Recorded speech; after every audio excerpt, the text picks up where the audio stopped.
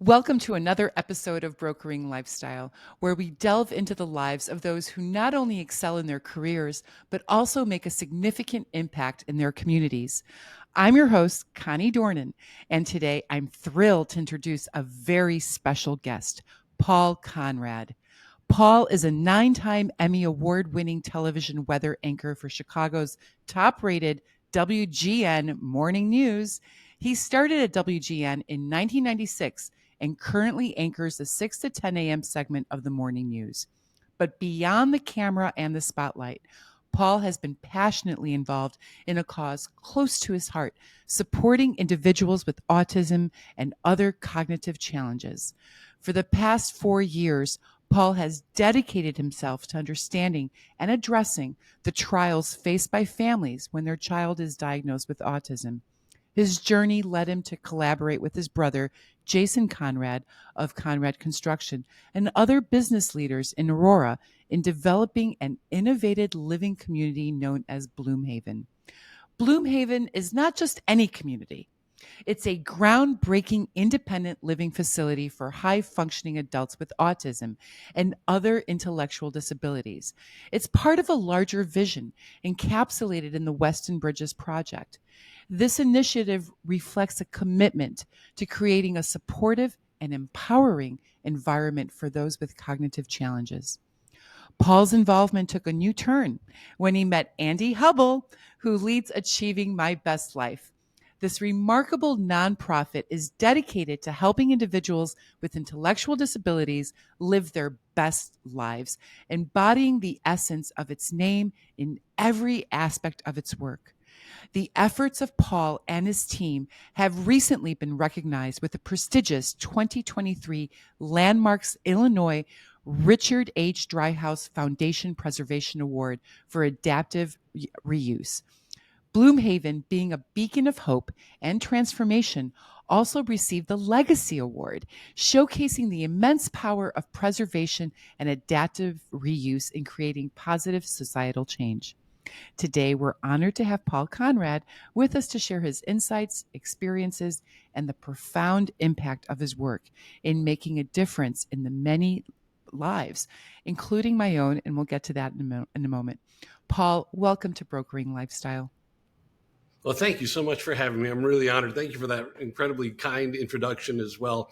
I'm thankful to you for inviting me onto this podcast and our conversations leading up to this. I'm just grateful for the opportunity. No, I really appreciate you taking the time, and I very much appreciate all the work that you do with Achieving My Best Life to help fund Weston Bridges. And for all of those out there listening in today, I want to be clear about this. Weston Bridges is an independent living community out in Aurora. It's very near and dear to me. As many of you know, my oldest son is a young adult with autism, and he is a resident there. And without the support of people like Paul and others, this place wouldn't be. And it's really made a profound impact in my own life and my family's life. So thank you very much. Yeah, boy, I'm thankful. So Paul, good. So Paul, can you share a little bit about your journey in broadcasting and how you got involved with WGN and that type of transformation? Yeah. Well, it's crazy for me to even say this, but I am coming up on my 28th year at WGN. I grew up in Naperville, Aurora, went to high school in Aurora, and then went to college at DePaul and got my master's at Northwestern. And I took my first job in Montgomery, Alabama, working as a news photographer. And eventually I became a reporter there.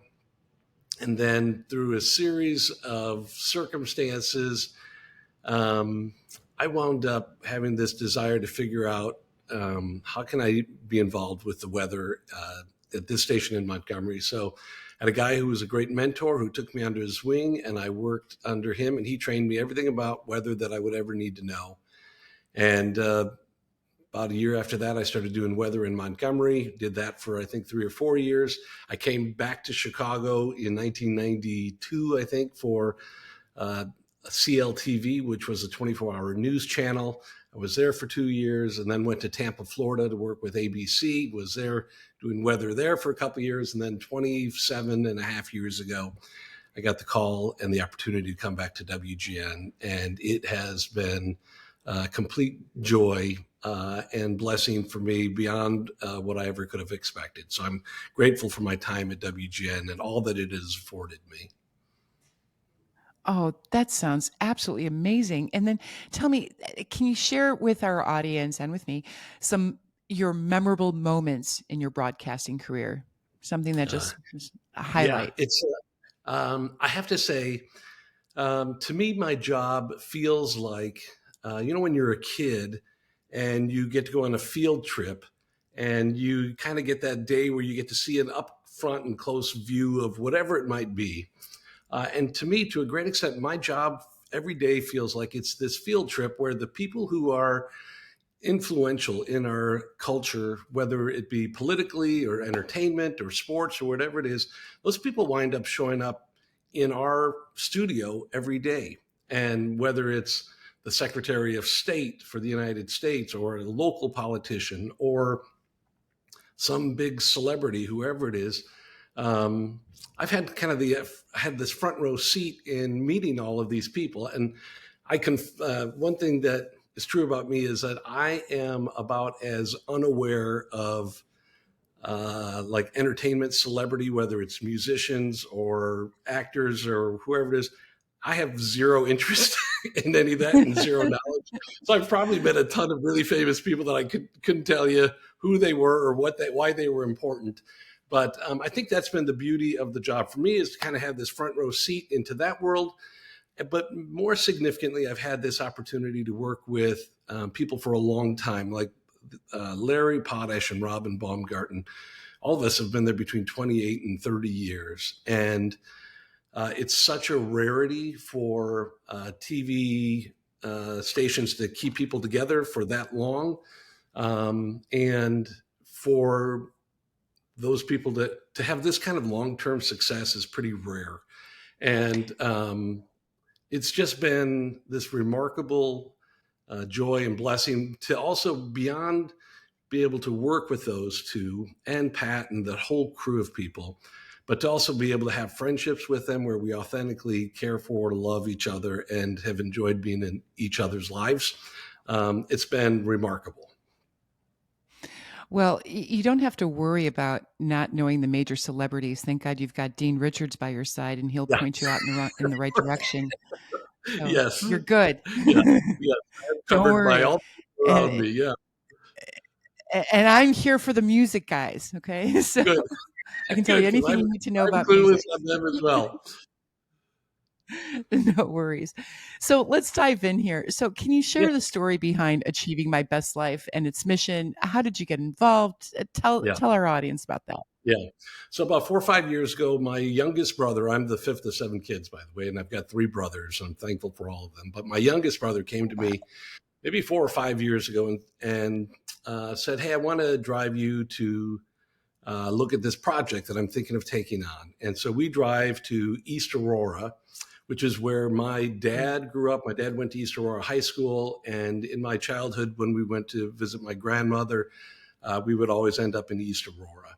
And he took me to the site of what was at the old Copley Hospital in East Aurora, which had been abandoned 25 plus years ago. And when we pulled up and looked at it, I'm like, this is a disaster. This is awful. And it was a hospital that had been abandoned for 25 years. It was one of the places that Wow. the Aurora Police Department had gotten more calls to this place than pretty much any other location in the city, because people would come in and they Wow. would graffiti or they're ghost hunting or whatever, squatting. It was Right. an awful mess. I looked at him like, this is horrible. And he goes, I'm thinking about doing a development here and it might make some sense. Would you be interested in getting in? I'm like, I don't know. This didn't seem right. And then Right. we started to sit and talk about it more. And we kind of realized what's true is that Copley Hospital is right here, and the immediate building next to it is Bardwell Elementary School, where my dad, his two brothers, and my aunt all went to elementary school. My mom, so many family That's members of mine amazing. had gone through Copley Hospital, whether for nurses training or being born or whatever it is. And so I had this connection with this property that when I looked at it, I'm like, this is awful. But when I thought about the community and how awful, I actually had a conversation with the principal at that Bardwell Elementary School. And she said, you know what? I've got a lot of negative feelings about this abandoned hospital. She goes, every day, the kids who are walking to this school go out of their way to walk as far away from that hospital site because it's such an eyesore and it creates so much Oh my anxiety for them. gosh. Yeah. She said they take the long way around so they don't have to go by it. And it was a blight and an eyesore. Right. And so the city of Aurora, God bless them, Mayor Irvin and the city council, their development team, they wanted to fix this, because if you could fix this piece in this, what is a nice neighborhood, if you could fix that piece, you could really do great things. And it had been sitting, in legal problems for 20 plus years. And so Right. when we sat down and we started to think, it's 9 acres, it's 300,000 plus square feet, it's 9 different buildings. And we started to think, well, what could this be if we reimagined what you could turn this medical campus into? What would be some things that we would want to do? And so, and that would make sense to make it sustainable for the long haul. And so we've kind of came up with this idea that we would make it an innovative living community that also had these medical opportunities along with it. So part of the structure is set aside for senior living. And then there's another part of the structure that's set aside for adults with intellectual or cognitive challenges, that we could provide independent living for adults with autism or who are neurodiverse learning. And then also on that campus, we would have medical offices, and the school district has a office in there as well. So there's a lot of different pieces that are going on. But the piece that excited me the most was this the Weston Bridges piece, that one of the partners had a close friend who had a son who had autism. And as we were having conversations, the reality is, for everybody, the day you have a child is the day you start thinking, what do I have to do to help my child have their best possible life? And all of us do this every day. We all love our children, and we're always trying to help them achieve the best that they possibly can achieve. And this friend who had the autistic child talked about the challenges, the simple challenges of things like taking his son to the dentist or getting a haircut or whatever it might be. And he spoke about how complicated it is to prepare for the day that you're not around, or that you want to launch your child as best as you possibly can. And Connie, I'm sure you know about this more than I do, but we wanted to be a part. What we realize is that there's a huge need. There's a gaping need in our society for places where adults with intellectual challenges can live independently. And so what we offer, what we decided, we started doing all this research on the different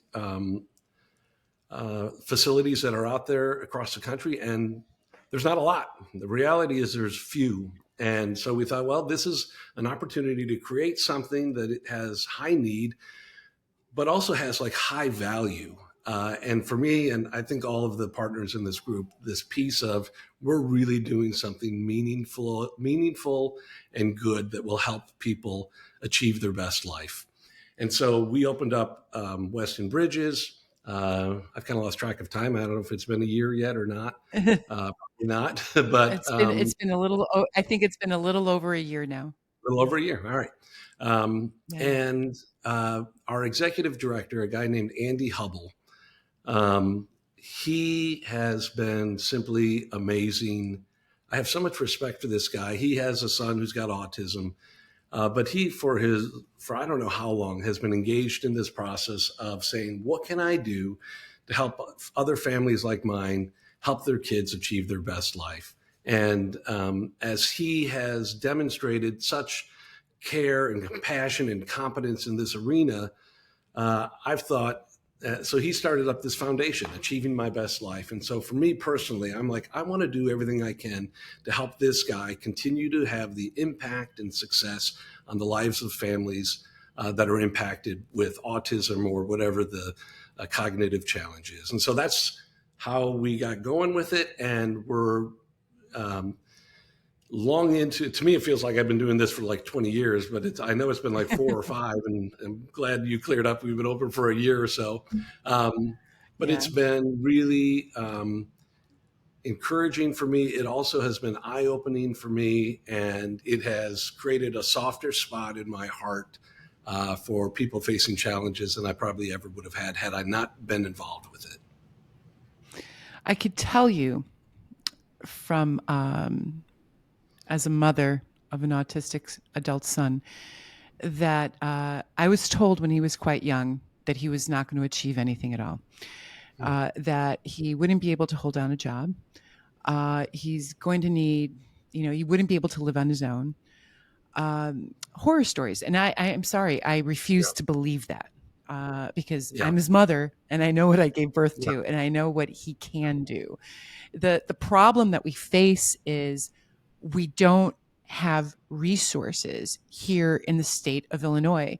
There are better resources in some other states, not by much, but they're better. But still, there's this huge, huge gap in the community.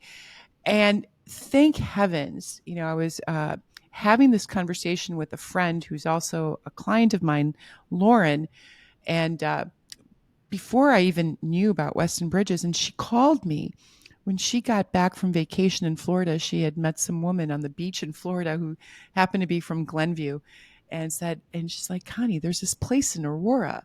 You really got to check it out. Here's the link to it. I think this is what you're probably looking for. I called immediately that day and I spoke to Andy, and that man is a saint. He is incredible. Yeah. And he understands individuals, because he doesn't, every single person who has autism, there's no two people that are the same. They're all a little bit different, but he understands it.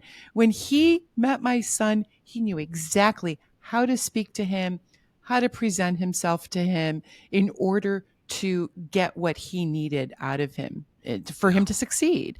And he's been doing an amazing job. Yeah. So tell me this. Oh, he's a rarity. Yeah. So Paul, can you tell me about the charity now, Achieving My Best Life? Can you give me some examples on the type of differences that it does make in the lives with the individuals with autism and other cognitive disabilities and how that looks? Yeah. So I think the key piece on what he is doing is helping adults with these, frankly, helping anybody with these challenges find gainful access to the resources in their community. So whether it's helping, he spends time helping people with autism find work, right? Find gainful employment. That's one of the things that I love about Weston Bridges is that I think all of our clients have jobs. They're all working in some form or fashion. And I just think there's so much honor and goodness and value in working. As much as all of us hate working, it's a noble thing. And so I love that this is this piece that our residents are working in. So his foundation helps us find gainful employment. It helps them access gainful transportation, gainful access to community services and transportation, all these pieces that we just take for granted, that we think, it'll get there, or we don't even think about it. We never think about transportation or it being a problem or things like that.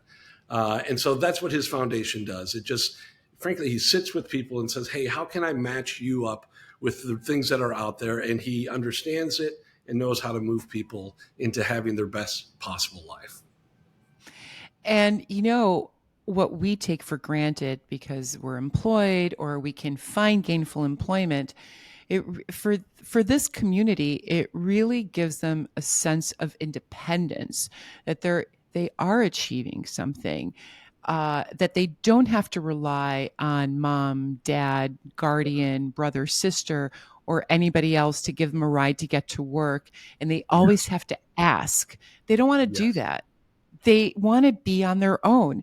They see their siblings doing remarkable things, going off to school or getting jobs, and they want the same thing for themselves. They're not any Yeah. different. And Yeah. I think our society has done a huge disservice in the way that to servicing the autistic community or people with cognitive disabilities in general. So, Yeah. so tell me this: what are some of the biggest challenges in running this charity, and how do you address them? I think one of the biggest challenges ultimately winds up being a couple of things. One, how do we tap into the resources? Because one, it's just a complex culture, right? Like the families that have children with autism, the last thing you want is to be going to those families and saying, "Hey, we need more from you," right? Like that. You want to you want to expand your reach and find people who have hearts or have some connection in some form or another. And so I think the financial piece on it is how do we generate interest and resources from a larger community? And then to me, the other piece that I want us to be thinking about is how do we keep Andy Hubble supported so that he's not drowning in doing all this extra stuff, and that we build up that 501c3 a little bit stronger. So to me, those are kind of the bigger challenges that we face, and that may be a little bit inside baseball. But for me, um, I I don't do a ton of I don't tie a lot of the charitable things that I'm involved with into my job because it is, to be honest with you, it's a complicated problem because I'm working in the journalism business, and the expectation for the years that I've been in the business is that if you're on news, you can't have a bias, you can't be getting money from outside resources that could taint the way that people look at you. They look at me. I always tell this story about, and this may not be related at all, but for years we would run stories that say there's a 95, or your chance of living longer is 95% if you eat strawberries. But what we never reveal is that study was done by the strawberry growers of America, right? So I'm always trying to do is not have this bias and to kind of keep extra stuff so that people can trust that I'm going to be truthful with them. And the oddness of it is I'm the weatherman. Like I'm not really doing a ton of stories on hard hitting journalism. I'm not doing any, to be honest with you, but it's the Right. appearance of a bias or being involved in something that may not be the best. Or if something were to go wrong with one of those charities, are people going to ask, is he covering things up or whatever it is? So for the years, it's always been a challenge for me to get involved with non-for-profit charitable organizations because I didn't want to kind of violate that unspoken rule within journalism. You have Um, integrity. I mean, and it's the same thing applies in real estate, right? As a real estate broker, I don't want to sit here and make recommendations to a title company or whatever, and it, it just crosses a lot of boundaries, yeah. by doing So it's so. really And so you, it's a yeah, huge challenge. And so as the news business has changed so dramatically, like the rules are seemingly totally yeah. off, and it's this balance where uh, I'll be honest with you, I don't think I do one weather hit ever that isn't sponsored by some group. It's on my weather graphics. And so we've been Right. trying to figure out, well, how do we keep our revenue coming in and not mix the lines of advertising and journalism? And the whole world is far more complex than it ever has been. None of that ultimately matters in this conversation. But what does matter is that I found that this piece of helping families has just been worth it. And there are times that I feel like I'm just going to lend my name to support this particular operation because of the value that it has. And so I'm always kind of worried that it's going to have a negative impact, but my sense has been that people really want to help. And I've been so encouraged by the number of people who've come alongside, yourself included, Connie, who've said, hey, let's talk about this event. And so if I can, let me just tell you quickly about this event while it's Absolutely. clear in my brain. Absolutely. Yes, of So course. Tuesday But night, I also want to January talk 9th. about WGN's involvement with charity work through the years, because I grew up Yes. watching telethons on WGN. I think Yeah. it was like with Yeah. Bozo and Jerry Lewis. Yeah. Yeah. Me too. Yeah. Those are in my Yeah, wheelhouse, right? yeah, Yeah. So, and exactly. I will say WGN and the McCormick Foundation um, have been involved forever in great Mhm. causes and have been great citizens over the years and years and years. And so that piece of it for me thrills me. You're right that this is an WGN, and the people that are engaged there are doing really important work.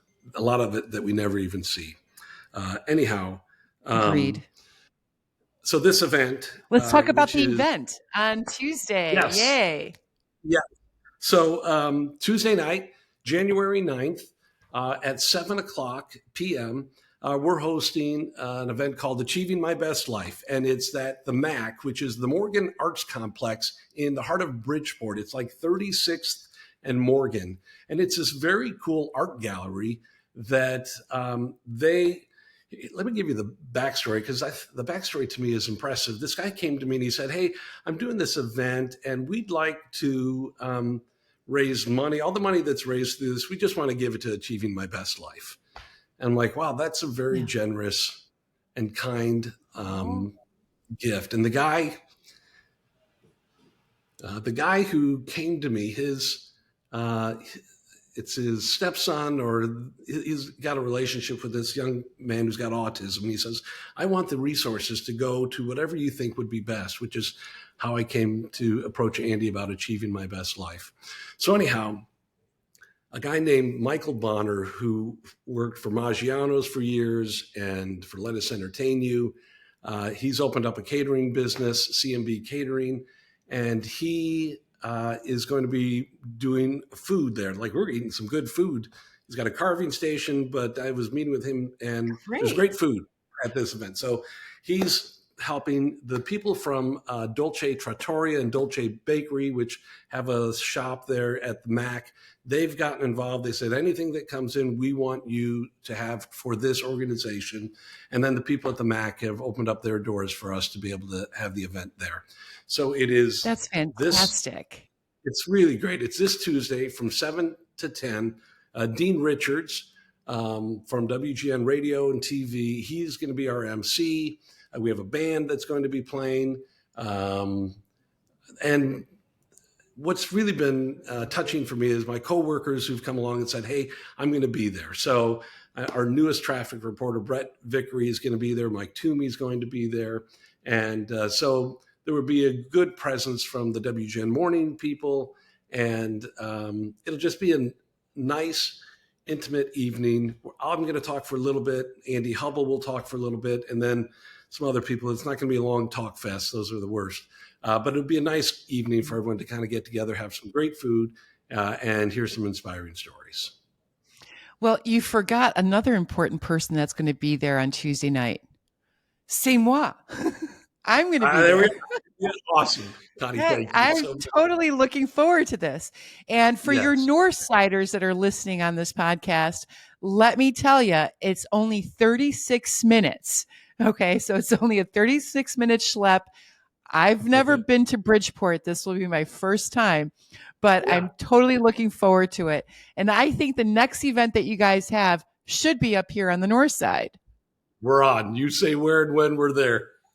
I'll make arrangements. Don't you worry. I'll get that done. So I'm excited. I want to ask you a couple. So I Yeah. want to touch on a couple of things that you talked about, and I want to tie it in because I'm super excited about the event on Tuesday. I can't wait to be there. But how do you balance your career in broadcasting, your personal life, and Yeah. running a charity? I mean, I Yeah. know what it's like working full time, running a household, and everything else that I do. It's a lot. I mean, Yeah, it is a lot. I have the great fortune, and it's even ironic as I'm saying it out loud, is that I wake up every morning at about 3:15, 3:30, and I get into the office, and um, I'm usually out of there. I'm usually home by 11 a.m. And as much as I hate waking up in the middle of the night, um, I love that I have my days free and my evenings free. It has allowed me to coach all of my kids in sports. I've been able to pick them oh, up from school every day, have dinner with them all the time. So it's afforded me this. I feel like I get to live 2 full-time days every day. And that's so wonderful. that is, yeah, it's such a blessing and a curse because I'm exhausted all the time. But I when you would catch say you are. right, but that's afforded me some extra time to be involved with things like this achieving my best life and all of that plays out with the Weston Bridges and that whole Bloomhaven project. I also have been fortunate enough to be involved with this neighborhood community baseball program that my kids have all played in. So I feel like I am constantly on the run, but I'm so energized by it, and it brings me so much joy. And I don't feel like I'm ever um, leaving. I don't ever feel like I'm lazy or that I'm leaving things behind. I feel like I'm maxing out as much as I can for as long as I can. Well, you're doing an amazing job, and I'm so thankful that you're doing this. It helps a lot of families, including my own. And I'm just in awe of everything that you have done thus far and what you're going to be doing in the future. Now, tell me, you must have had some mentors in your life, any personal inspirations, any role models Yeah, that you I can was. share I with was us? thinking. Yeah, I was thinking about this. This is a good 35 years ago, but I was new into the business, and I was ready to quit. I'd had enough. I didn't. I couldn't figure out how um, I could stay in it. I'll tell you this story. I was working as a Okay. reporter and a photographer in Montgomery, Alabama, and the end of my day had come, and I was told that I needed to go cover a shooting that was near where I was, which that's the last thing I want to ever do, let alone, Oh, you know. So I show up, and yeah. it is a 16-year-old boy who'd been shot and killed. And I pulled up at the same time that the ambulances pulled up. And they wound up putting a sheet over him, and his mom and sister were Oh, grieving horribly. And oh, uh, I saw it all. I'm going to warn you now. I get stirred up just thinking about the amount of pain that that family was in that moment. And I'm standing there, and my job is to videotape it and tell people about it. And I it it got it stirred me up in a way that I don't like being stirred up. And so, like, I just saw a ton of pain, and so I'm there for a while. I got all the video that I needed, and I know that the news department wanted me to get an interview. And I knew probably who I should interview would be the mom, but I'm like, I am not going to ask that woman for anything because she just lost everything. and Yeah. I'm not going to do it. And so I went and I interviewed the police who were on the scene and got the interview. And time had passed. And so I called the station. I said, I'm on my way back in. And my news director said, do you have the interview with the mom? And I said, no, she's really broken up. And he said, well, I'm watching her right now on Channel 12 live. You need to get the interview. And I'm like, oh, no, I've got to go get the interview. And I said to him, I just don't think I can do it.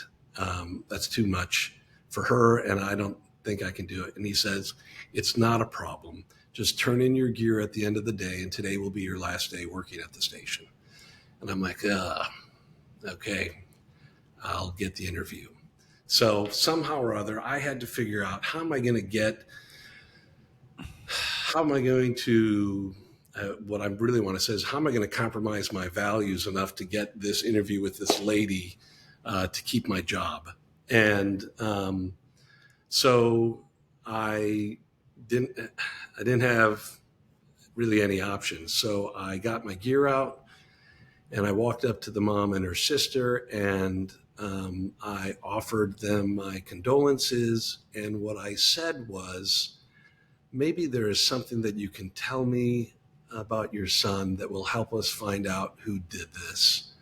And frankly, it was the only way I could justify doing this. And in reality, I didn't believe it myself. I just felt like it was the only way I could justify being there. And I Yeah, felt of course. horrible because what I uh, really wanted was to help this woman, to give her a hug and to um, help To her be human. grieve, right? Yeah, to be Yeah, human, right? The last thing I wanted right. was to take something from her or her daughter, the sister of this boy. And Right. so I did it. I got the interview. I felt filthy and sick and wanted to quit anyhow after going through it. And I went back to the station and I gave the news director the tape and I said, there's everything you need. And I walked into the weather office where my closest friend at the station was a guy named Paul Morrison. And I had this conversation with him. He goes, yeah, that's the news business. And I want to be clear, like my colleagues do this stuff every day where they have Yeah. these awful conversations and see awful things. And they're noble people. They are able to compartmentalize or figure out how to run that balance as best they can. So I'm not in any way disparaging the people who have it in their DNA who can stand in there Right. and separate stuff. I just know I can't. I don't have that. My boundaries aren't strong enough. And frankly, I don't know that I believe enough in the value of journalism to be able to make that switch. Right.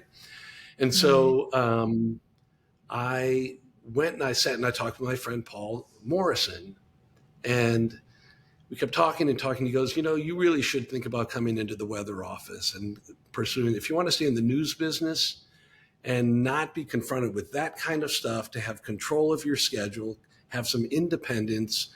And it's a better job in the news. It's one of the best jobs in the news business anyhow. He goes, I'd be more than glad to set aside time with you every day to train you how to be the weather guy, teach you how to forecast. I'll do it. And so he and I met Wow. twice a week. He'd give me 2-3 hours of his time over his dinner break. And he taught me how to forecast. And then he taught me how to do on air stuff. And I always think back about this guy. This is the guy. Like, he was doing what, uh, frankly, without him, I'd be selling shoes or doing something else right now. And so for me here, 30 plus years later, I'm always thinking, well, how can I come alongside of younger people in the business and just help them find the path where they can have meaning and value and joy in the work that they're doing? And I really have to Well, give thanks to this guy, Paul. so Paul sounds incredible. Probably in the same sort of way, he gave you hope. He showed you a light, so to speak, another path that you Yep. could take to succeed, Yep. in the same way that Andy Hubble does the same with the residents of Weston Bridges. That's Shows them exactly that right. there's hope. There is a path. There is something that you can do. it's not all bad out there. And I think it's the same type of thing, don't you think? Yeah. I Yeah, mean, I think it's that combination of, and I think for me, to be honest with you, yeah. the joy that I have in my job today is more tied in with the relationships that I have with some of the younger people to be able to uh, have these conversations, because I've got this wealth of experience and knowledge that the older you get, the one thing you get more of is experience and knowledge. And to be able to pass some of that on and help the younger generation of the WGN Morning News team is a joy for me. And it gives me my work even more value than it had. So, speaking of that and community and people that you work with, how can the community get more involved in supporting achieving my best life? That's a great question. Right off the top of my head, the first thing I think about is the event, of course, Tuesday night. I do think the other piece that is helpful is like your friend who was on the beach in Florida who came to you and said, "Hey, there's this place, Mhm. Weston Bridges." I think that's the value really for people, because we need real help. Like, we don't need ideas and thoughts. I think people really do need help in finding solutions for this piece. Even if you're a small business owner and you are thinking, boy, I can have these tasks done by someone Mhm. who maybe is a high functioning autistic person or has some, there's, I think all of us can probably be more mindful about how I can add this into the mix and I can do this for this portion of the community. I think that's probably the best answer. Excellent. And I couldn't agree more with you. There were a few weeks where my son was unemployed, and, Weston Bridges was trying to find him employment. So I had him home. And, I'm in real estate and I needed a client was moving out of the house. The movers left, but they forgot a bunch of stuff behind. And I've given birth to a 6'5", 200-pound Megillah. So I sent him over there. I'm like, with specific instructions. This is what you're going to pick up. This is where you're going to put it. And you're going to say please and thank you and whatnot. Remember to smile. Because these are things that don't come automatically to some Yeah. individuals like him. Yeah. Anyway, Yeah. when he did it, my clients they were just godsmacked. They're like, "Oh my God, your son is so wonderful." And he reached stuff that we didn't even know existed, like on this top shelf, and he found it all. So it was a lot of fun. And he felt great about it. He came home, he Yeah. felt confident.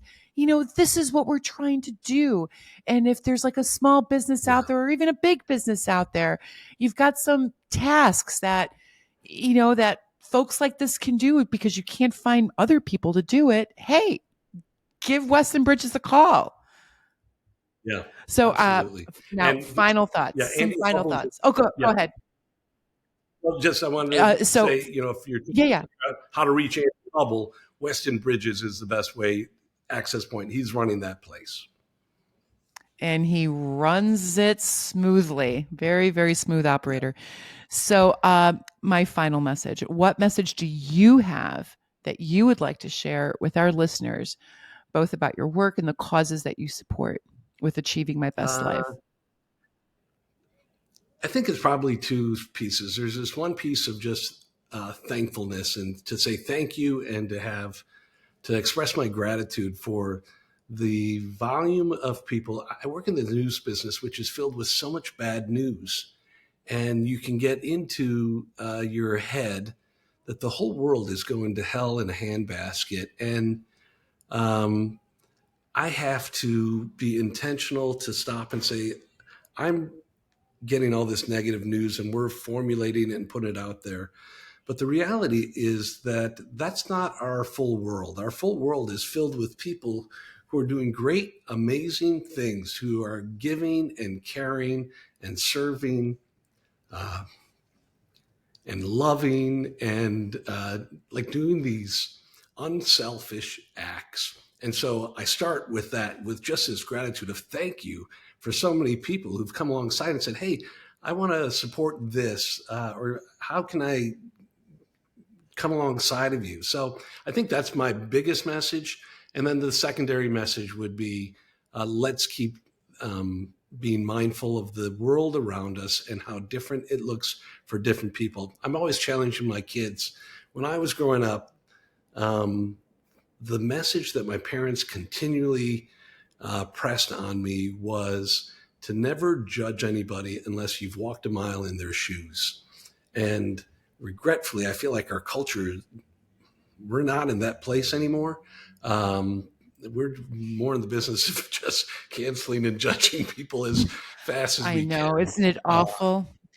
so I know. awful. And so I'm trying to just encourage my children and for myself to always be thinking, boy, if I had that experience, if I had the childhood that they had or the challenges that they had, I would see the world way different than the way I see it myself.